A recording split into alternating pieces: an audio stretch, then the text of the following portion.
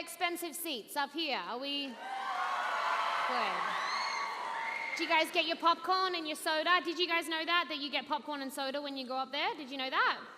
I might be lying. I can't remember. It's hard to say. But hey, shout out to you guys because you are closer to heaven. So,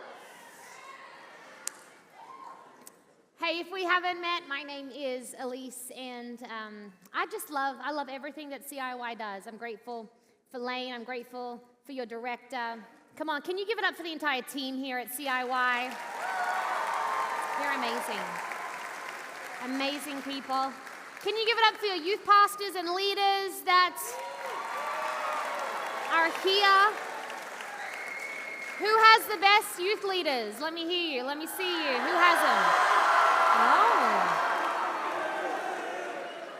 Okay, all right. Pretty good up there, huh? They are incredible youth leaders. Hey, I am from Sydney, Australia.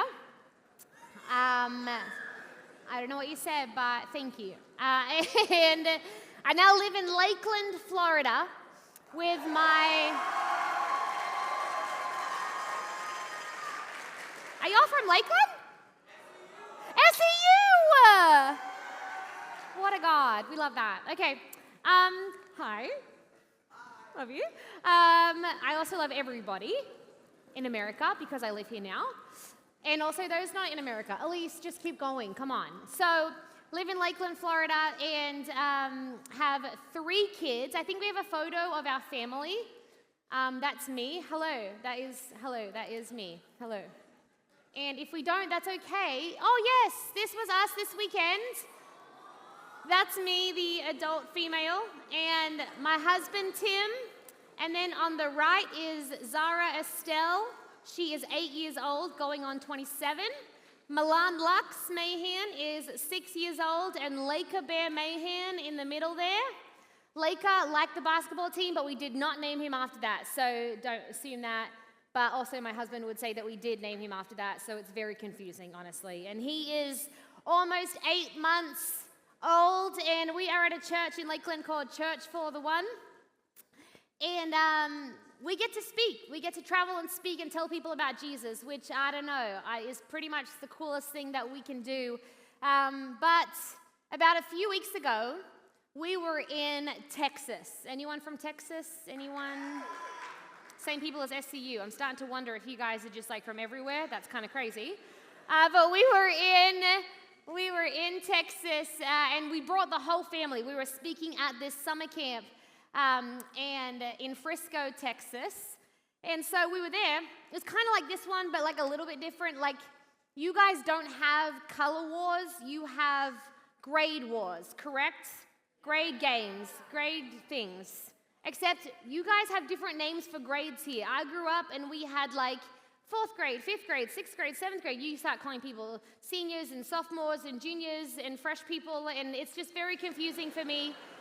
So I don't very much understand it, but what I do appreciate is that you don't force people to wear a color for an entire week and commit their government identity to that one color for the entire time. Do you know what I'm saying? Like, you're not like, hey, sophomores, you have to look like a blue Sour Patch Kid for 5 days straight, and that is your color, and you are blue until you die. And they're like, I don't really have anything blue. Well, get blue, because that's who you are. So that was kind of the vibe of this summer camp that we were at. I like that you guys do grade wars, and apparently yesterday in your own youth groups you have like themes, and someone came as minions yesterday.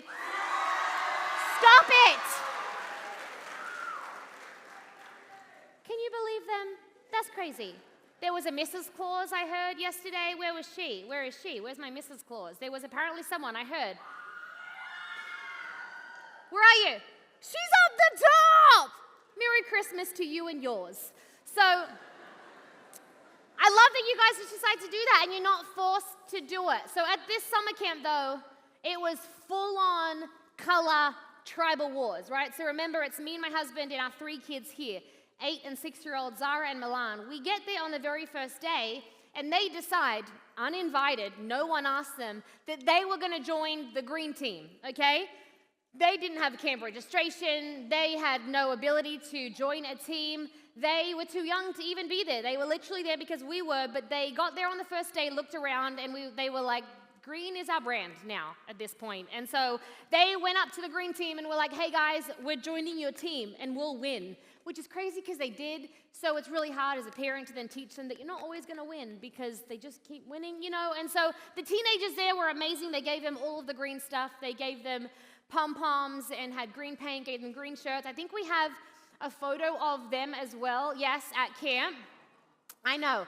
They are adorable. They were so excited to be green, like they would rival Kermit the Frog. I'm telling you. Like they were like, Kermit, you think you're the green guy? We will tell you what we're going to do. Every single day, we were staying at an Airbnb nearby. Every single day, we would get in the car to drive to the camp, and before I could even finish my energy drink, because youth leaders, you understand that coffee just doesn't cut it at a summer camp. You know what I'm saying? You're like, give me an IV of just straight Red Bull or Alani or Celsius or whatever your choice may be. 5-hour energies is brave. So before I could even finish my energy drink, the girls were in the back seat, all greened out, just like chanting, like, we believe that we will win. We believe that we will win. And I was like, can you just give me like 5 minutes? And they were like, everywhere we go. And we had to respond because they're 6 and 8. You guys know that chant? People want to know who we are. And why we're still wearing green, because you guys, tell me why I'm still doing that chant in the car and camp has been over for 3 entire weeks. These girls have left camp, but green has not left them. Do you know what I'm saying? Like, it is who they are now. If they could change their surname to Green Team, they would. These girls are waking up every day refusing to wear any other color than green. These girls in Target don't even want toys anymore. They're just looking for green and they call it war paint. And I keep trying to tell them to stop calling green face paint war paint because they'll upset somebody, but they're like, we believe that we will win. Like, it is absolutely insane. The other morning I came downstairs to them having painted each other's faces green in my house. And it's just a Tuesday. No one asked me if they could do that. No one said, hey, Mom, is it okay if we like channel Shrek today and just go all green? Like, is that fine with you? And here's what is crazy to me is that at camp, that made sense. Like, face paint, green paint, Chance, Zara deciding she wants to be a cheerleader forever because they kept throwing her up in the air and giving me and her dad an absolute heart attack. Like, that made sense at camp, but we're not at camp anymore. And like, now people are asking me questions. Like, everywhere we go, people want to know, like, are they your kids? And I'm like, I know, I'm sorry. They just are obsessed with green. I don't know what to tell you. They want to be like the Hulk. Like, it's just crazy. But as much as you and I want to be like, oh, silly little girls, wearing something that doesn't make sense to where they are now, you and I do that. Like, you might not be wearing green face paint 3 weeks after camp. And if you are, that's very brave of you. And I have 2 little girls that would love to meet you, honestly. But we often wear something that doesn't make sense in a new environment. How often do you and I wear something from a past season that no longer fits the season we're in because we don't want to let go of it? How often do the memories of the old you sneak into the garments that you put on as the new you, because wearing the old you, at least it's comfortable. At least I want to hold on to something that's familiar. I know it doesn't fit me anymore, but it's familiar. We do it, don't we? But tonight I want to talk about, like, what do you do when what you're wearing isn't working anymore? Because I know that feeling. Like I said, I grew up in Australia. I'm a pastor's kid, and also a theatre kid. I don't know if that makes sense to anyone. So just as like praise hands and jazz hands, that's like the thing we did. It was quite a combo. It honestly just meant that like I needed more applause than usual, which is crazy because PK's already, we need applause. But then I was like, but let's do it on stage as well. Like I was always trying to go for the leading role, and I was always ending up with a character like maid number 4, you know? which is wild because that means that there were 3 other maids in front of me that got the part before I was in the background with like a feather duster being like, this is a weird way to experience my calling and contribute to the arts. You know what I'm saying? And so I was this kid that just knew I loved communicating stuff. But I also grew up in green rooms because my dad being a pastor, we'd be in conferences and churches. And the danger with that is as my skills for performance grew, so did my recognition of how to read a room, which isn't a bad thing, by the way, hear me. The problem was there was this little girl that was so desperate for approval that didn't heal that insecurity, instead figured out how to shapeshift to be whoever the person in front of her wanted her to be. So I grew up learning how to be very impressive, just not known. Cut to me at 24 years old, moving from Sydney, Australia, not just from my childhood home, like from my childhood bedroom in my childhood home. The bedroom that still had posters of like Left Behind books on there. Anyone that is older than probably your age would know what that is. And that meant that I would respond to every single altar call every single week, just in case. And I had posters of Mary, Mary, because when Shackles came out, I thought Jesus was coming back. I was like, we did it. I was a church kid, sheltered, bubbled. So when I moved to Los Angeles, I felt like a lost girl in a big city that could not find home, just found herself in situations that seemed to be precarious just because I had a curious personality. And because I couldn't find home, I didn't feel like I could tell anyone I was lonely. I just did what I had always done. I put on the same old outfit, personality, in a brand new environment. Because even if you go to a new place, you still take the same you there. And so I would just try on different personalities with different people. There was more Elyses than like Barbies, I'm pretty sure. Like there was Australian Elyse, there was Los Angeles Elyse, there was Pastor Elyse, there was like after church Elyse, you know what I'm saying? There was PK Elyse, there was brunch Elyse, cool Elyse, no, I'm totally fine Elyse. I'm not insecure, you're insecure Elyse. She was fun. There was so many different versions of me, but none of them fit. None of them were me.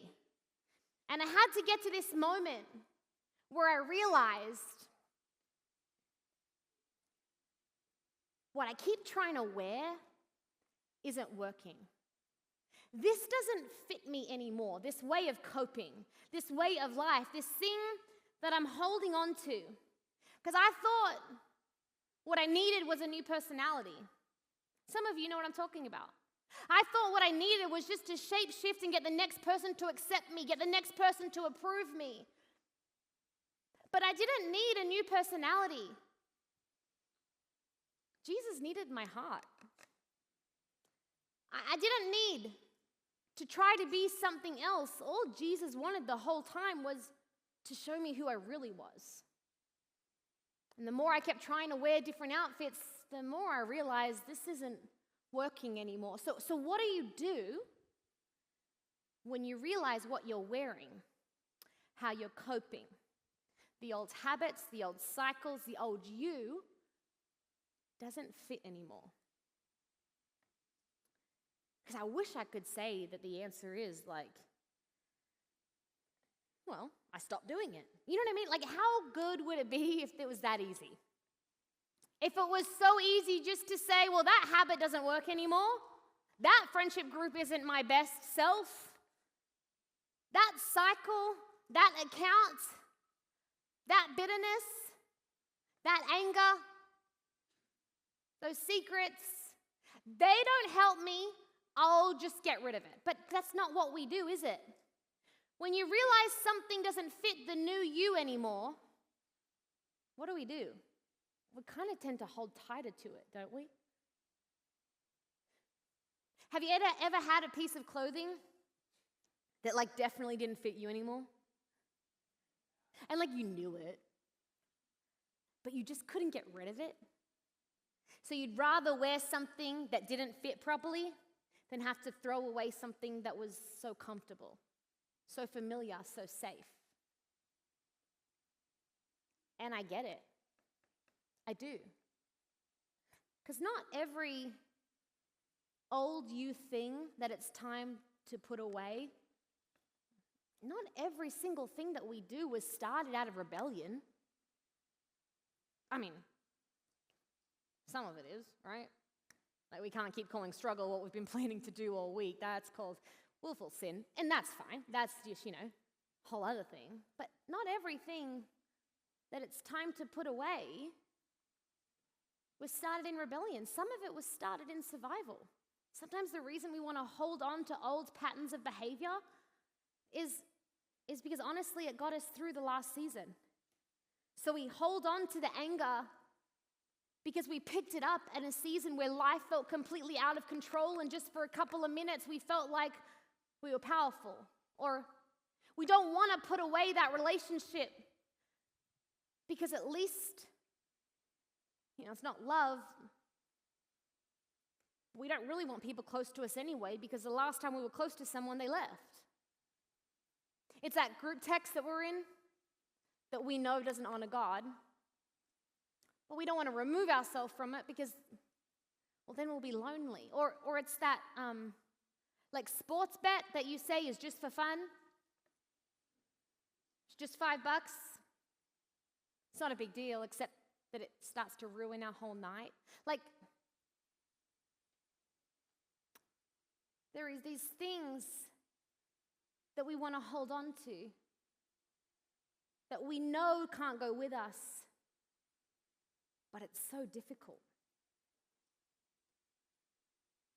Honestly, that doesn't make you fake. That wrestle between the old you and where God's taking you. This week has been powerful, has it not? You've heard the gospel, you've heard messages, you've learned how loved you are, how redeemed and rescued you are. But tonight, it's time to talk about the fact that you and I were changed. So how does our new life look like it? That wrestle, though, between the old you and the new you, that doesn't make you fake, it makes you human. And when I read my Bible, some of the most precious encounters with God happened during a wrestle. So what do we do when you want to hold on? Because sometimes it's easy to let go of the old you. Thank God you're not your 5th grade self anymore, am I right? Well, you thought that carrying a roller to school meant you were like a CEO, or like Axe body spray was equivalent to a shower, like things like that. Thank God we move on from previous versions of us. Those things are easy to look at and go, yeah, that was easy to get rid of that version of myself. I'm so much cooler now. That's why what Paul is saying here in Ephesians is so important. I want to bring our attention to it again, Ephesians 4:22 through 24. It says, you were taught with regard to your former way of life to put off. Everyone say put off. You can do better than that. Say put off. Your old self, which is being corrupted by its deceitful desires, to be made new. Say made new. In the attitude of your minds, and to put on, someone say put on, the new self. Yeah, that was fun. That was like an extracurricular. Love that. Created to be like God in true righteousness and holiness. You see, Paul here is writing to people that had been changed by Jesus. He's saying, Jesus has made you new.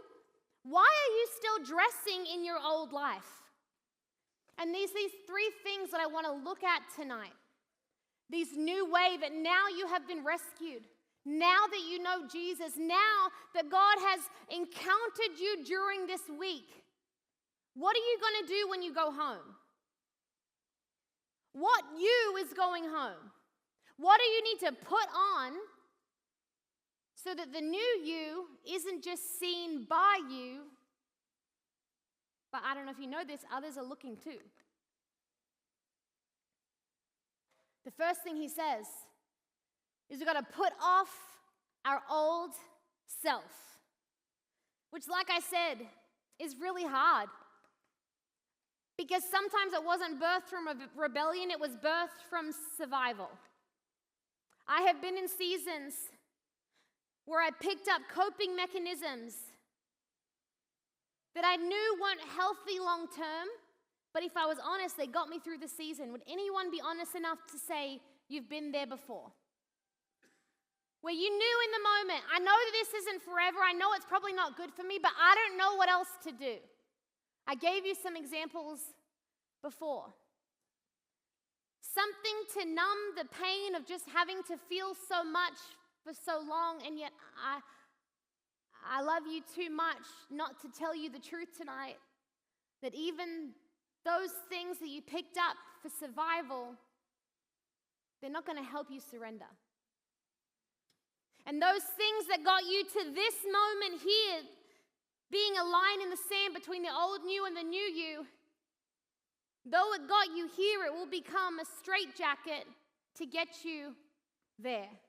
There to the place that you pray to God to take you. There to the future that you dream about and hope about. There to the new you where you wonder, can I really be free? I have such good news to say, yes, you can, but it's going to happen when you choose to put off the old you. It's crazy that Paul doesn't say, put it in your back pocket. He doesn't say, fold away the old life, just manage it. Make it look pretty.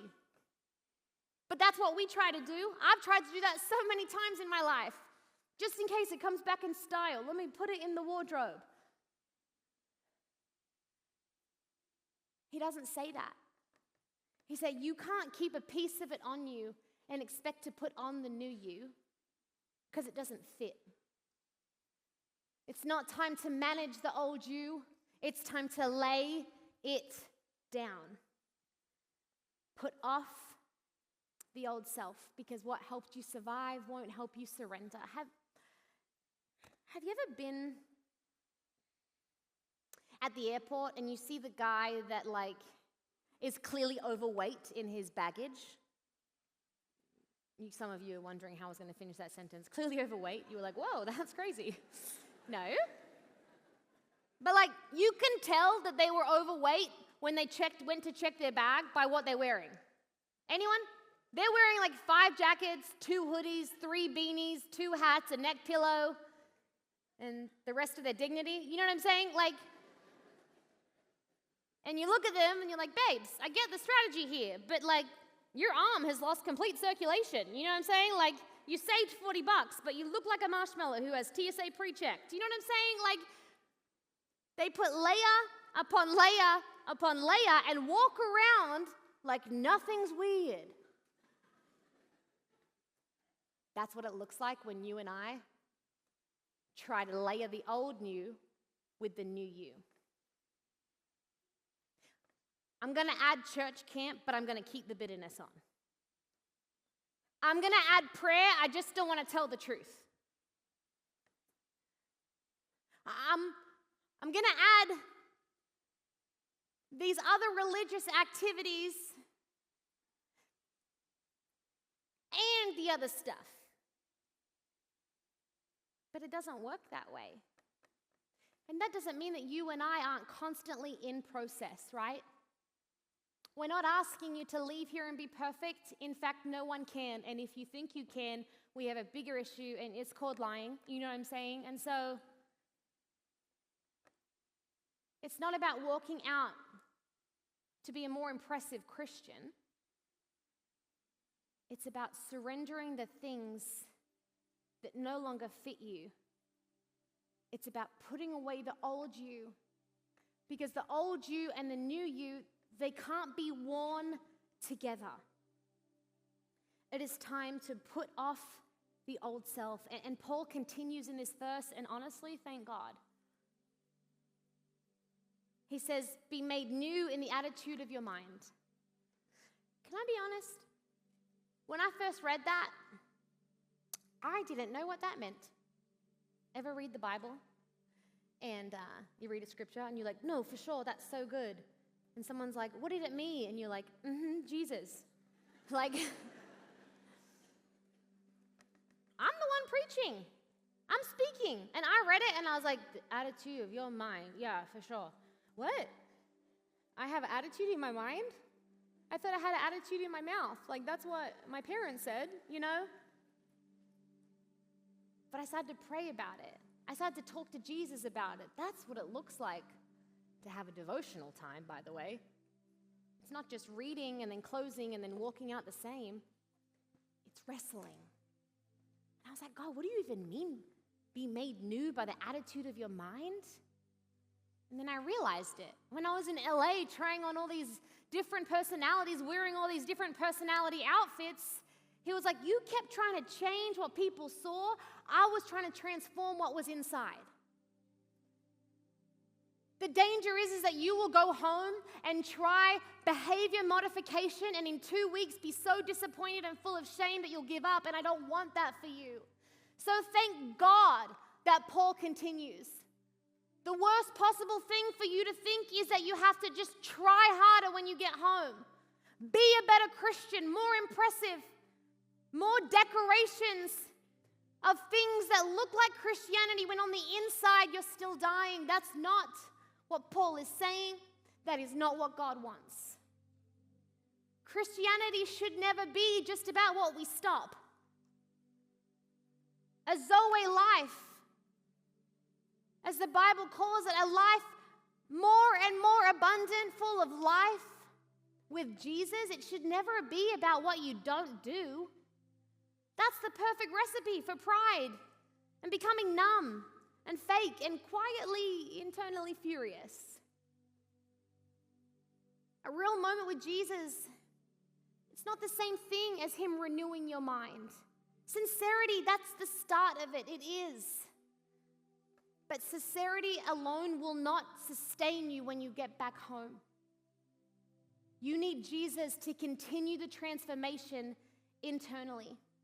And Jesus, he wants to change things underneath.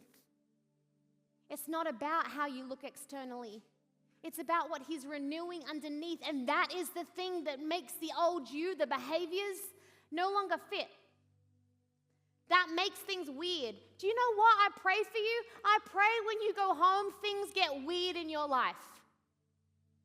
I pray when you go home and you have a bad day and you go to that negative coping mechanism, you open the app, go to watch the video, log on to that thing. I pray that it no longer numbs the way it used to. I pray that you realize and recognize the chain that it becomes. I pray that when you go home and that group chat starts back up and they're tearing down somebody else to make themselves feel connected, I pray that those jokes aren't funny anymore. I pray that on the inside you go, I don't want to be a part of this anymore. I pray when you get that text from that old relationship that brings out the old you, you know the one I'm talking about. I pray that it doesn't feel flattering. I pray that you would hear me say that's Jesus changing and transforming you internally. That's why it doesn't fit the same. Because when Jesus changes what's underneath, what you used to wear doesn't fit the same. He's not into making the old you better. He wants a completely new you. And that doesn't start by trying harder. That starts by letting him do the stuff internally. And you'll recognize it by things not feeling the way they did. When that happens, I pray you would put off the old you. On your Kingdom Worker journals, there's a butterfly. You've been carrying it around all week because real men carry around journals with butterflies on them, right, guys? That's right. Yeah.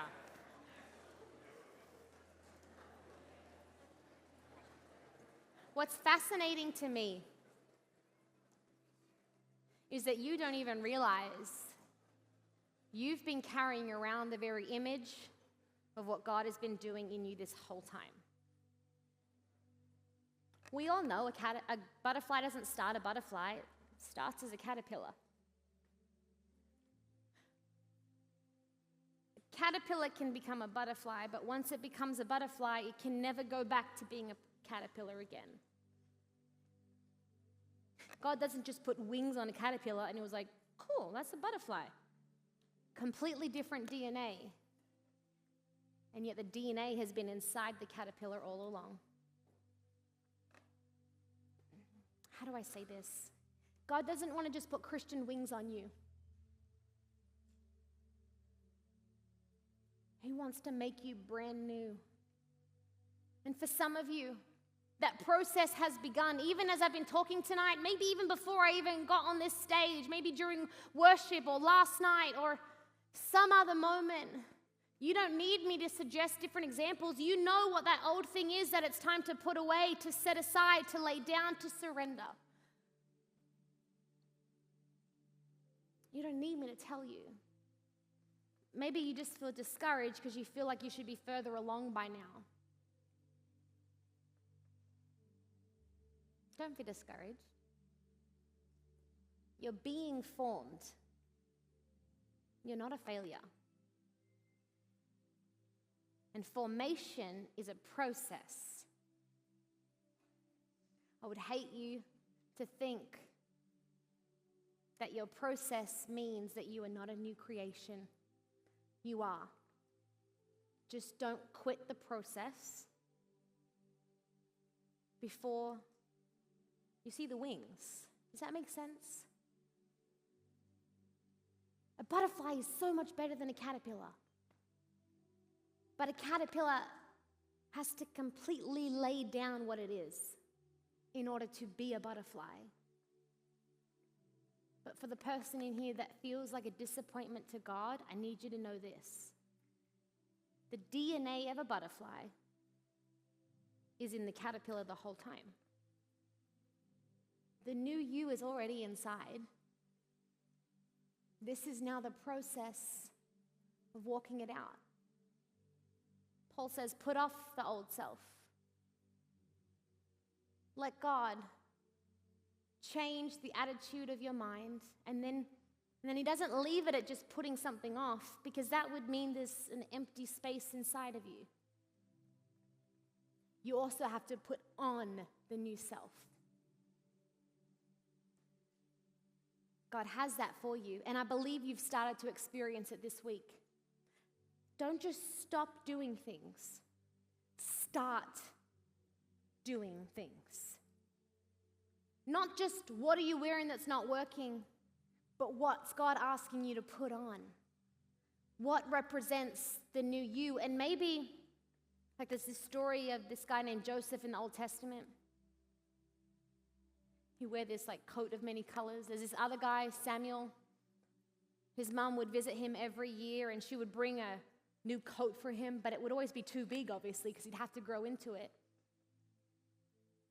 Often I'm in a new season and I feel like God's putting a new coat on me and it feels too big. But that's a beautiful thing because God is growing you into something and you might not see it yet, but you will. We don't put on the new self to earn his love. We put on the new self because we are loved. He's not asking you to put on a new self to be rescued. We put on our new self because we are rescued. Jesus wants all of us. The bits of you that are old and the bits of you that are trying to walk into the new. The you that is up the front here worshiping and the you that reacts without even thinking. The you that's in the small groups and talking about the life of God that you want in your own world, and the you that still answers the text or messes up or gets frustrated when you get angry. He wants all of you, not the pretend you, not the filtered you, not the curated you. Jesus wants all of you. That was what I had to learn. It wasn't about putting different personalities on. It was just about bringing my whole self to him.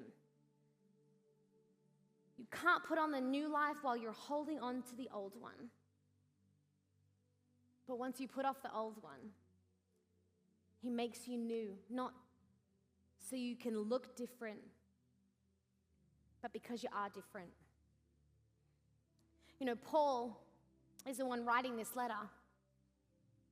But Paul wasn't always Paul. He was a guy named Saul, and he had a past. Like, whoa. Would not have passed a background check, if you know what I'm saying. He was savage back in the day. Killing Christians, like really bad stuff. A lot of scholars say that he was the one responsible for the first martyr ever recorded, for the first person that was killed for their faith. His name was Stephen in the Bible.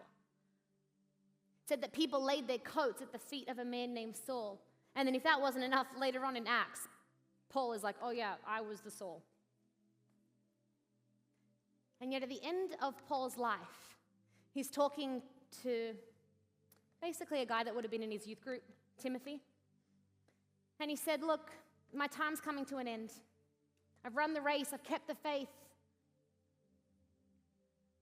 I'm being poured out, but what awaits for me, he's talking about eternity, is the victor's crown.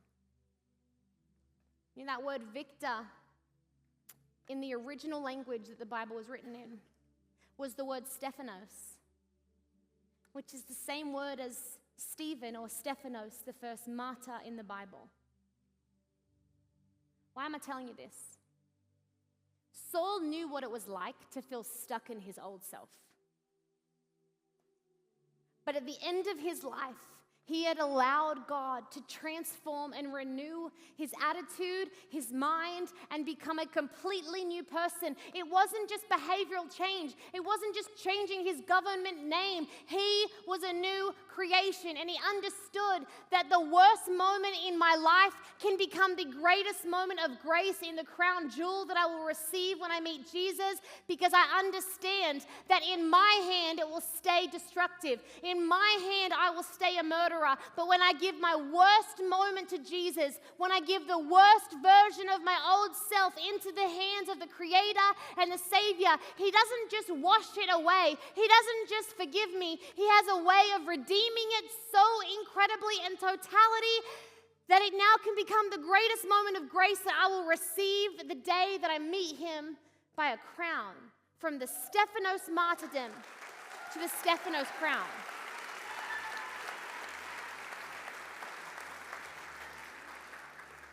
And in Revelation, it tells us that the elders will stand around throwing down their crowns, their Stephanos crowns, singing, holy, holy, holy. It's a picture for you and I at the end of what we will do, which tells me this, friend, if you refuse to lay down your old self, maybe you're like, I'm too bad, I've done too much, there's too much shame. You'll actually be empty-handed when you come before the King of Kings.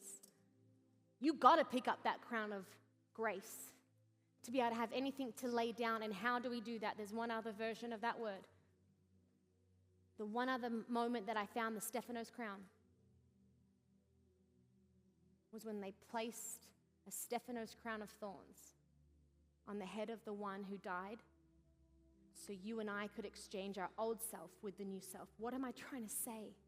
The writer of this letter to you and me, the one that's telling us to set aside the old self, is probably the greatest example of what it looks like to say goodbye to the old you and step into the greatest version of what it looks like to be a new creation.